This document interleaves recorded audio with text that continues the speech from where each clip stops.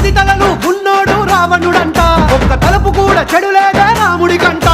రామ రావణుల పెట్టి రామాయణ మాట గట్టి మంచి చెడుల మధ్య మనని పెట్టారంట.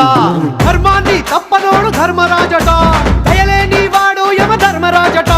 వీడి బాట నడవకుంటే వాడి వేటు తప్పదంటూ ఈ బతుకును నాటకంగా ఆడిస్తున్నారంట. రంగా రంగా రంగస్థలాన ఆడడానికంటే ముందు సాధనంటూ చెయ్యలేని ఆట బొమ్మలం అంట మనమంతా.